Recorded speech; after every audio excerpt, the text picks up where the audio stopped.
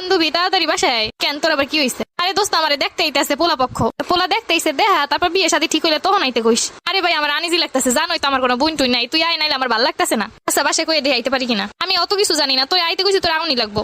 আরে শুনলাম পোলা পক্ষ নাকি প্রায় আইয়ে গেছে, তো শাড়ি চুরি কই বাইর হলো না কেন কিছু? কিসের শাড়ি চুরি বাইর করবো? আমার তো বিয়ে করতে ইচ্ছা করতেছে না। এখন এত ডং না কইরে সব বাইর কর। সত্যি কথা দোস্ত আমার বিয়ে করতে ইচ্ছা করতেছে না। সারা বছর কইলি সবার বিয়ে হইতাছে, আমাগো বিয়ে হইবে কবে, আমাগো বিয়ে হইবে কবে, আমাগো তো একটু জামাইগো দরকার আছে। এখন পোলা পক্ষ হইবে, এখন আইসো ডং করতে। কি যে কো বান্ধবী, আমার একটা শরম আছে না? যে আলমারির ভিতরে সব আছে তুই বাইর করে লই আয়। ওরে আল্লাহ রে, তোর ডং দেখলে এখন আর বাসি না। হ্যাঁ আর কত ডং দেখমু? কি রে তো হইল নি? আন্টি হইতাছে।